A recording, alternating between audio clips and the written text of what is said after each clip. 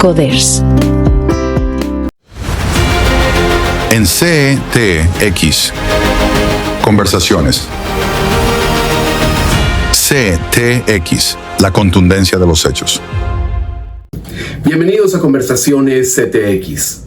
Medellín y Antioquia es una tierra maravillosa para producir imaginadores, para producir escritores.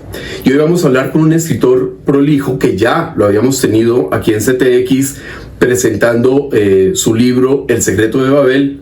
Y hoy César Betancourt nos trae, en menos de 8 meses, nos trae su segunda publicación en serie que se llama Cartas a Adela. César, bienvenido. Jaime, muchísimas gracias por tenerme aquí, a ti y a toda tu audiencia. Bueno, comencemos por Cartas a Adela, un recuento de cuentos, valga la redundancia, que aborda diferentes perspectivas de la emoción, de la intimidad del ser humano, escrita en muchos lugares. Es una novela multinacional, sí. Con olores, con peculiaridades que llevan a diferenciar los sitios en las letras. ¿Cómo fue ese proceso de construcción de Cartas a Adela? Bueno, Cartas a Adela es un compendio de cuentos que he venido escribiendo desde el 2008 en 3 diferentes ciudades, en Buenos Aires, en Londres y aquí en Medellín. Digamos que con este libro yo exploro mucho de la psicología, de la psique del ser humano, pero también de su ser emocional, del ser humano dentro de sus culpas, dentro de sus amores, dentro de sus pasiones, y también explorando lo oscuro que hay dentro de todos nosotros. Entonces es bastante intimista, también tiene ese toque muy internacional. De hecho, el cuento principal, Cartas a Adela, está muy inspirado en la cultura argentina. Pero bueno, ahora sí, ¿quién es Adela? Bueno, muchos me hacen esa pregunta, pero Adela no existe como tal. Adela es un concepto que manejo y nace de una canción de Charly García que se llama Adela en el carrusel.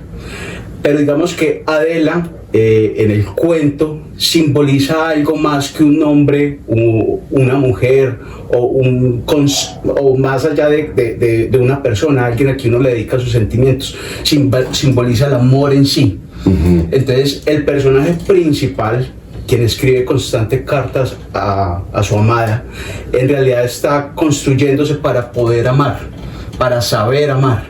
Digamos que está deconstruyendo su psique para volverse a construir y poder amar sin miedo, sin barreras, sin toxicidades. Bueno, Adela como tal no existe, pero sí hay una Adela que está siendo representada en ese cuento, porque si estamos hablando del amor, el amor no es individual, el amor representa a una persona o una situación, un hecho. Esa Adela, entonces, así no se llame Adela, sí existe. Pues mira, la verdad es que nunca existió la famosa Adela. Uh-huh. Simplemente es una construcción que tuve en una época de mi vida donde 3 libros para mí fueron fundamentales. Un libro de Albert Camus que se llama La peste, uh-huh. Otro libro de Jean-Paul Sartre que se llama La náusea, y un tercer libro que es mi libro favorito y es El lobo estepario. Y digamos que cuando leí esos 3 libros en mí causaron como una deconstrucción muy profunda de mi propio ser. Y a raíz del análisis, de la introspección, de volver a releer estas obras, me di cuenta que todos nos llevaban de pronto a ese amar más incondicionalmente, a ese amar más profundo, no a un amor tan superficial como tal vez hoy lo vivimos.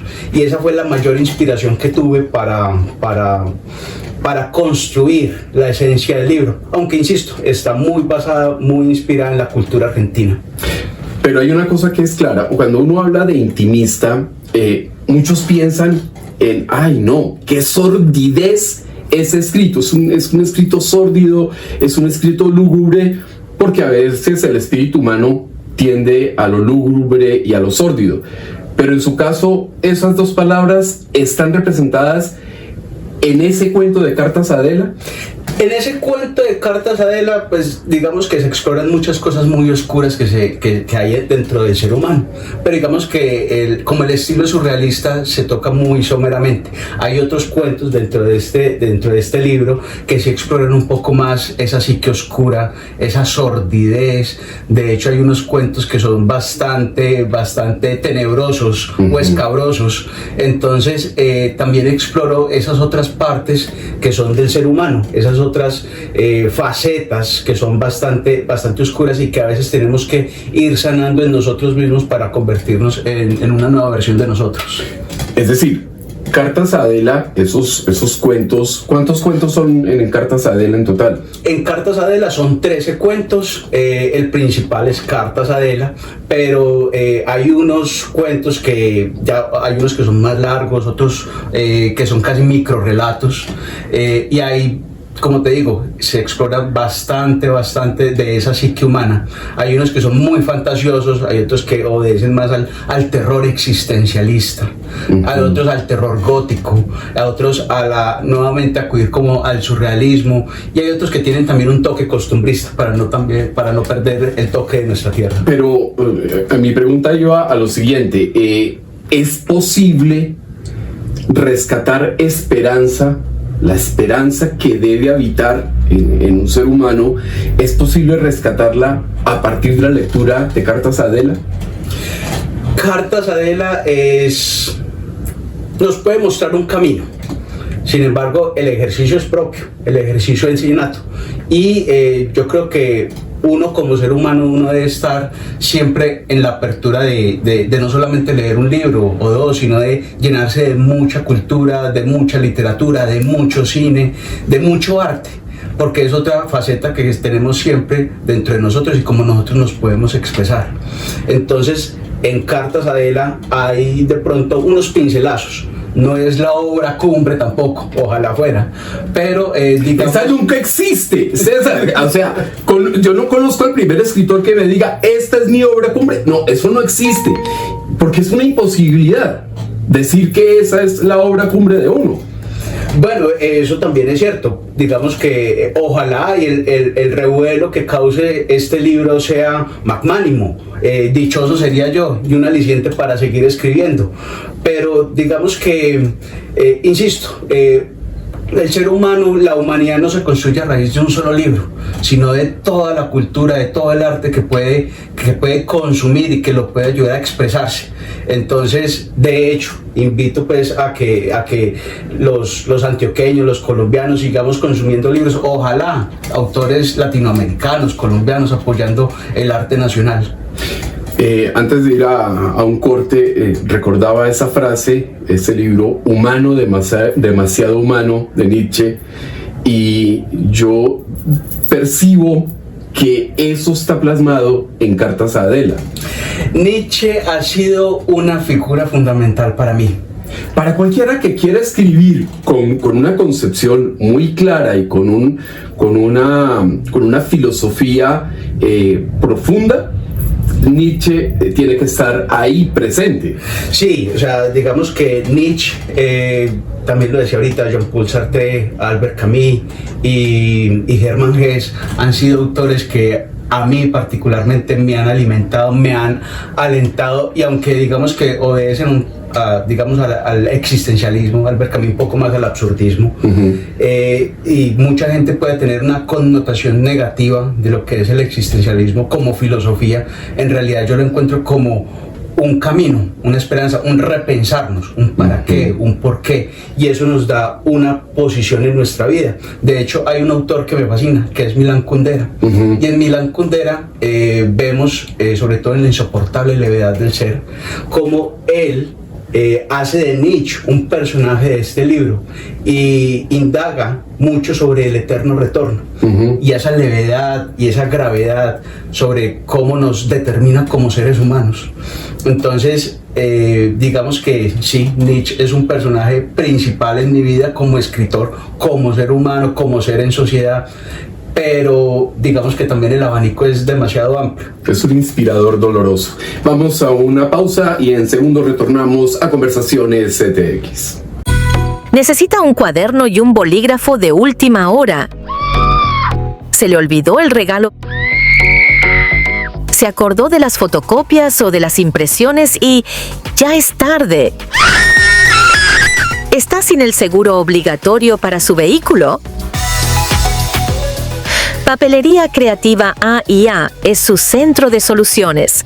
Aquí encontrará los útiles y los regalos que necesita, todo con la mayor calidad y el mejor servicio. Papelería Creativa A&A es su centro de soluciones. Coders. Soluciones personalizadas para el desarrollo de software.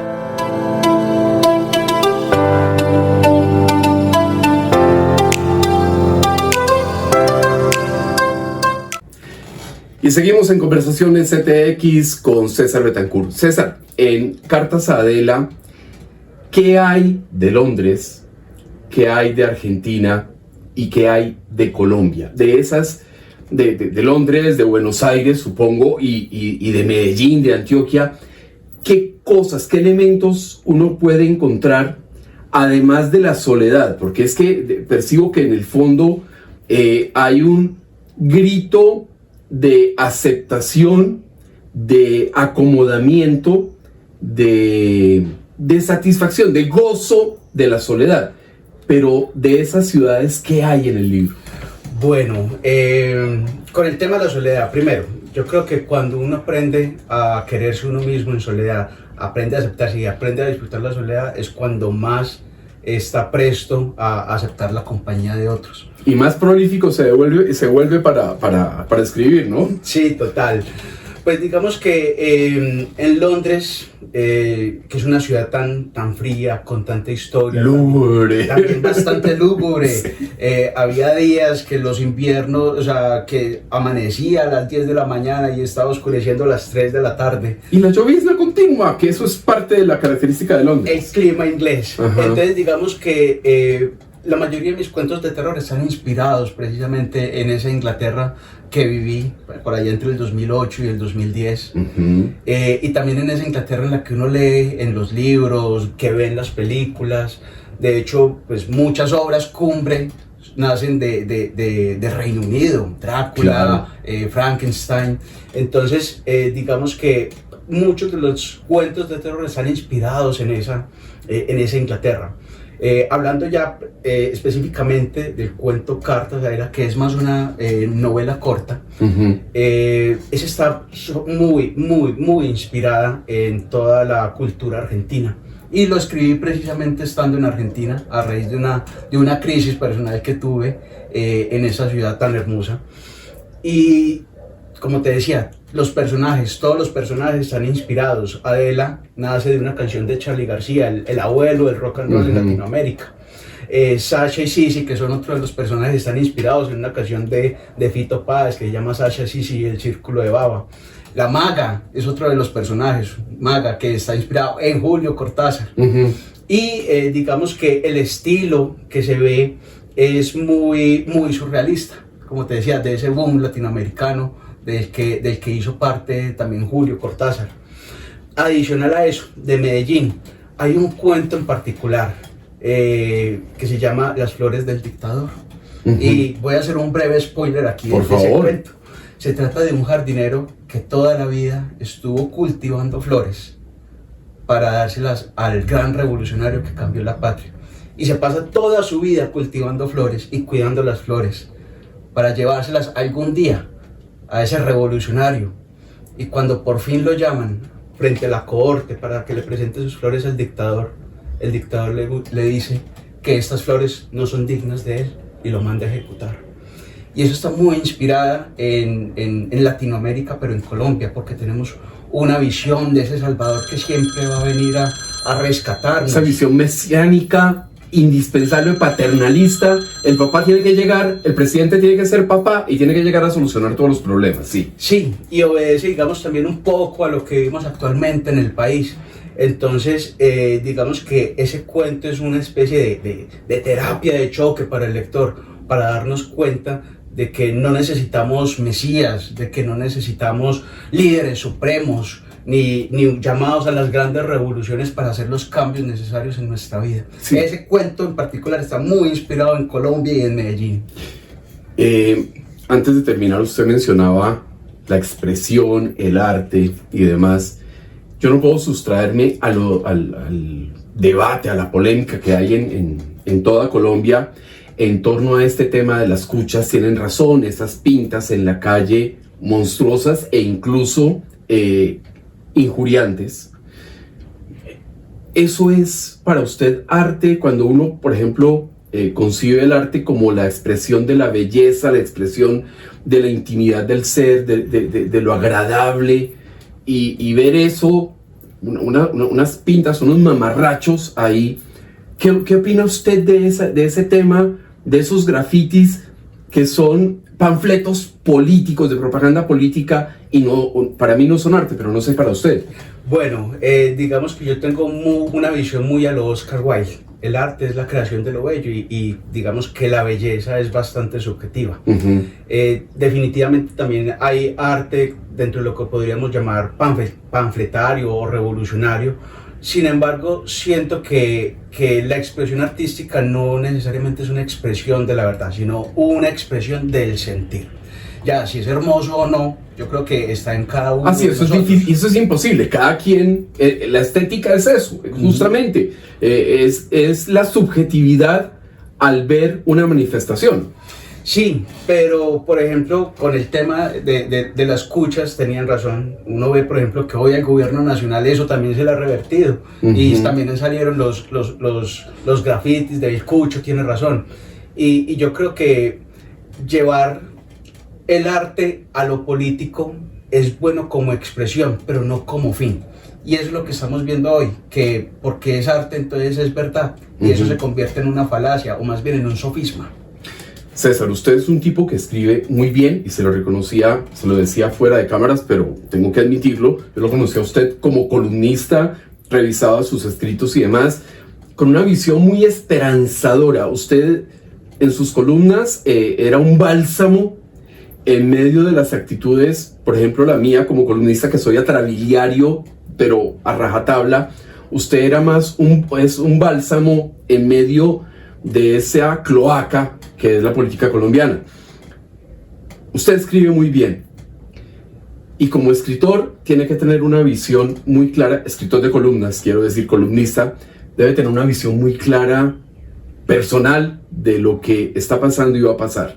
La pregunta final: ¿usted cree que hay elecciones en 2026?